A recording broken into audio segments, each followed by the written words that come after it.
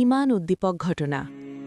সূরা কদরের শানে নুজুল অর্থাৎ অবতরণের কারণ বর্ণনা করতে গিয়ে কিছু সংখ্যক সম্মানিত মুফাসসির রহমতুল্লাহি তাআলা আলাইহিম অত্যন্ত ঈমান উদ্দীপক একটি ঘটনা বর্ণনা করেছেন। ঘটনার বিষয়বস্তু কিছুটা এমন। হযরত সামাউল রহমতুল্লাহি তাআলা আলাইহি একটানা 1000 মাস এভাবে ইবাদত করেছিলেন।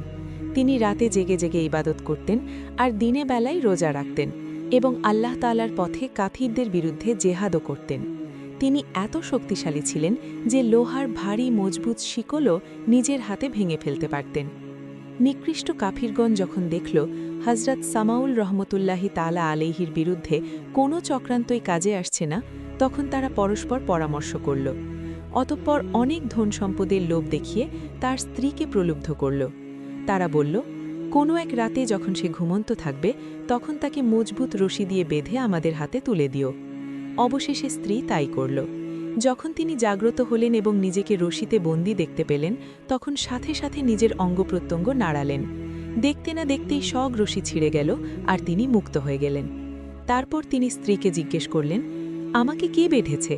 স্ত্রী তখন মিথ্যা বলল, আমি তো শুধু আপনার শক্তি পরীক্ষা করছিলাম, আপনি নিজেকে এসব রশি থেকে মুক্ত করতে পারেন কিনা। কিন্তু একবার ব্যর্থ হওয়ার পরও স্ত্রী সাহস হারায়নি। সে অপেক্ষা করতে লাগল কখন তাকে আবার ঘুমন্ত অবস্থায় পাওয়া যাবে।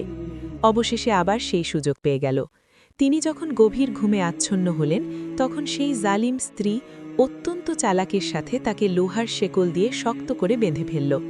কিন্তু যখন তার ঘুম ভাঙল, তখন তিনি আবারও সহজেই শেকলগুলো ভেঙে ফেললেন এবং মুক্ত হয়ে গেলেন। স্ত্রী এটা দেখে অবাক হয়ে গেল।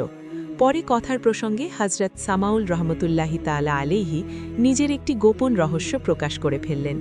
তিনি বললেন, আল্লাহ তাআলা আমাকে বড় অনুগ্রহ করেছেন। তিনি আমাকে তার বেলায়েতের মর্যাদা দিয়েছেন।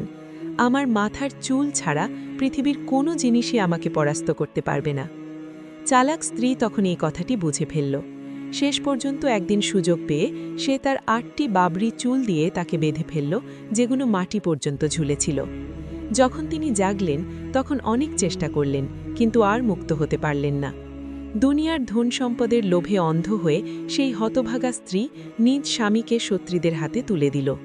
দুষ্ট কাফিরগণ হযরত সামাউল রহমতুল্লাহি তাআলা আলাইহিকে একটি থামের সাথে বেঁধে ফেলল।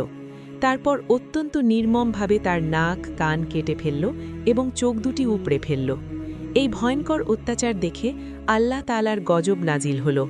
মহাশক্তিশালী আল্লাহ তাআলা সেই জালিমদেরকে জামিনের ভিতরে ধ্বংস করে দিলেন, আর দুনিয়ার লোভে অন্ধ সেই হতভাগা স্ত্রীও আল্লাহর গজবে ধ্বংস হয়ে গেল।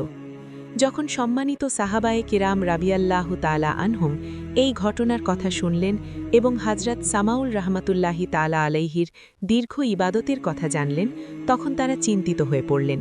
তারা নবী করিম সাল্লাল্লাহু আলাইহি ওয়াসাল্লামের দরবারে আরজ করলেন, ইয়া রাসূলাল্লাহ, আমরা তো অল্প বয়স পাই, তারও কিছু সময় ঘুমে চলে যায়, কিছু সময় জীবিকার সন্ধানে এবং দুনিয়ার বিভিন্ন কাজে চলে যায়। তাহলে আমরা তো হযরত সামাউল রহমতুল্লাহি তাআলা আলাইহির মধ্যে ইবাদত করতে পারবো না। এভাবে তো বনি ইসরাইল ইবাদতে আমাদের থেকে এগিয়ে যাবে। এ কথা শুনে নবী করিম সাল্লাল্লাহু আলাইহি ওয়াসাল্লাম অত্যন্ত চিন্তিত হয়ে পড়লেন। ঠিক তখনই হযরত জিবরাইল আমিন আলাইহিস সালাম আল্লাহ তাআলার পক্ষ থেকে ওহী নিয়ে উপস্থিত হলেন এবং সূরা কদর নিয়ে নাজিল হলেন। আল্লাহ তাআলা সান্ত্বনা দিয়ে ইরশাদ করলেন, হে আমার প্রিয় হাবিব, আপনি দুঃখিত হবেন না। আমি আপনার উম্মতকে প্রতি বছর এমন একটি রাত দান করেছি যে রাতের ইবাদত 1000 মাসের ইবাদতের চেয়েও উত্তম। সেই বরকতময় রাত হল লাইলাতুল কদর।